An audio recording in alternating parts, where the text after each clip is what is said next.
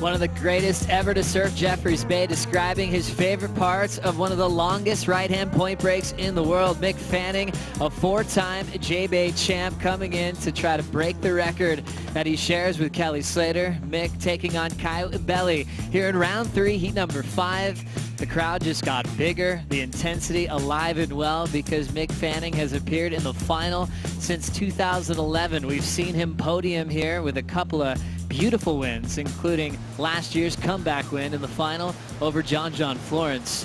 We've seen some great surfing so far. The goofy footers have had their way though so far this morning. Caio up and riding. Caio taking a look, trying to get the start off Fanning. A lot of impact on that first landing. Remember, nursing that ankle injury, but he's looking sharp through down the stretch. Clean sweeping hook. Caio now fading this inside corner. Fades it nice and sharp. Now bowling up. Quick little pocket ride for Ibelli. Draws out the layback carve and now looks for one more section to work with.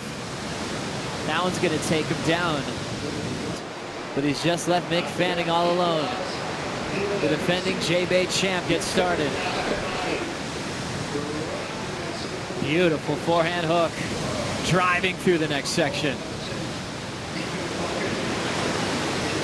Flawless in his approach, fills in the gap to that wrapping cutback. There's a full body torque wrap with a rebound. Tees off vertical.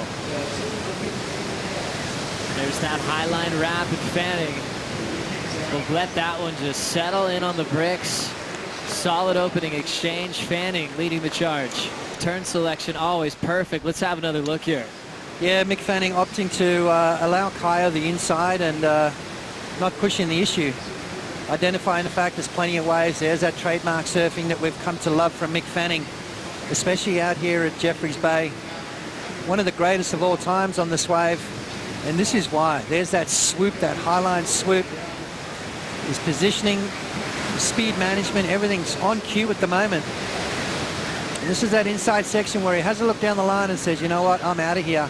Break the title with Kelly. Unfortunately, Kelly couldn't fight for his with the injury. It's all about Mick, who could go his own route to get his 5th title this year at his favorite wave on tour. Nice clean arc to start. Fanning already drilling through this second point off the lip. Thinking barrel, it's going to make him hustle for it. Little misstep there. The end section didn't give him too much. Reminds me of watching Roger Federer up against Cilic in the final at Wimbledon, where Federer opted to, he won the toss, but he opted to let the other guy serve first. Same sort of scenario with Mick. You know, that just comes with confidence, and this was not what Mick was looking for. It was just to try to put it in a quick combo. Didn't work out in that favor, so Caio still just needs a 4.95 for the lead here. Caio, a little slam on the brakes in the open face, and now traveling through a fun-looking barrel. Hard off the bottom, big layback to trim it off the roof. This end section looks impossible, but he packs it, catches up to it. Can Caio get out of there?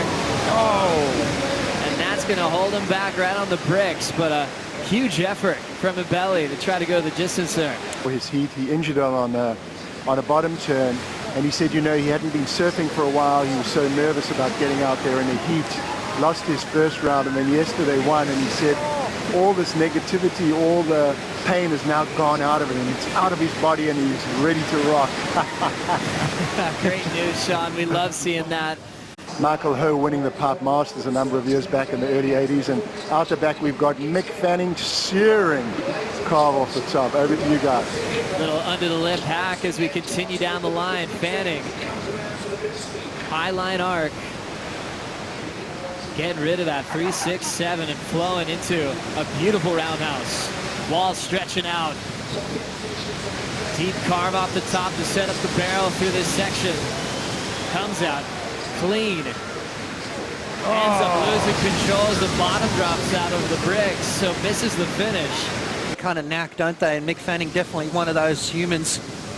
Let's have a look at this wave. Yeah, beautiful size wave. There it is. I mean, Mick Fanning just, you know, Sean spoke about it. It's the kind of wave where Mick surfs at such a speed that time almost slows down for him. It allows him stuff on a wave that most people don't. This is the wraparound cutback that we talked about, just to reposition. Now starts to double up through the inside.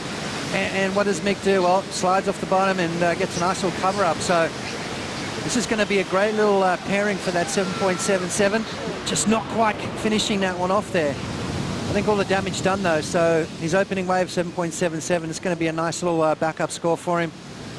Nice little tight tube right there, and then just going for a big gouge, losing the fins, not really able to set that rail, and it'll get picked up and slammed for good measure. So that inside section, Joe, very powerful wave. Does pack a lot of punch. There's a lot of ocean behind it. Beautiful positioning, beautiful timing from Mick, and then just not getting that board on the rail enough.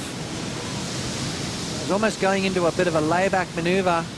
And you can see there, just that rail refusing to bury and sends him over the handlebars. So it is going to get him in the lead, though. Doesn't mind that much. I think what happens to me is, though, there's so much time to work on that last turn. Sometimes you pick the wrong one.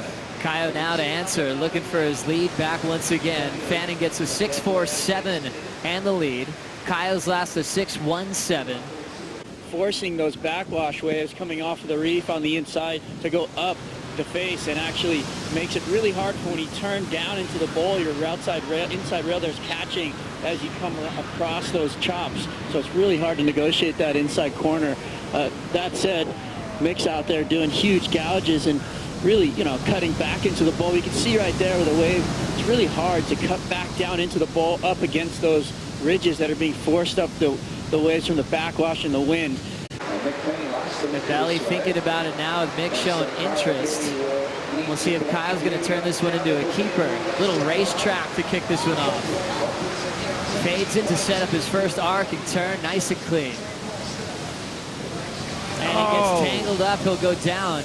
Did Mick sell Caio on that wave? Well, it's all about the approach. It's all about looking different. It's all about that, really, that inside sort of feel, really. You know, it's all spontaneous surfing. There's no preconceived ideas. There's no premeditation. It's all about reacting. And that wave there not cooperating for Mick. Yeah, that offshore is just really strong and couldn't get into it, but it's all good. There's always another event around the corner. And you know, you got to take confidence out of getting the best wave out of the heat, the 7.33, but that backup is just so elusive sometimes. Yeah, exactly. I just thought there was going to be a bit more consistent that heat, which it wasn't, and should have kind of got some small waves with priority, but you live and you learn and you move on. And what's the takeaway out of this one and then going into Tahiti? Just keep having fun. Idea of knowing that you're not going to surf more Jeffreys Bay this season, but what a year he's had already. Number 7 in the world. Back to this one. A stylish, drawn-out car from Fanning. Top turn wrap, solid. Another clean one there, but he's over the inside. These guys have got to push through. You know, you've got to realize, hey, it's the same for everyone out there. We've got 35 minutes to get 2 good waves.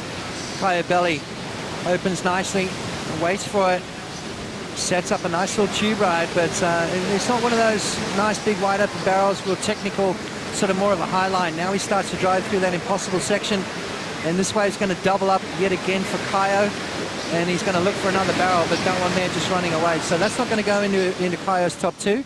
He's going to maintain that 6.5, that 6.17. He's still going to be looking for a 7.75. Mick, there we go. That was what I was waiting for, that big opening maneuver from Fanning. A trademark style, Joe. Just so much time, so effortless. Got into 16+ total in round 2. As we see Mick into the final minute. Deep draw off the bottom, starts off with that arc. Gets his flow to come around the section. Full wrap with a rebound. Another tight roundhouse cutback for Fanning. The defending champ at jbay locks into a solid running barrel, and that one is going to shut down on the bricks. Caio now at 35 seconds. Trying to pull off a huge comeback. Little layback dagger in front of Fanning. Inside tube sections, not going to let in Caio. And we're going to run out of time here in round 3, heat number 5. Mick Fanning identifying that, dropping that 7.77, and moves through quite comfortably. into round number 4. Fanning already with a matchup with Federico Moraes in round 4 as the Corona Open jbay continues.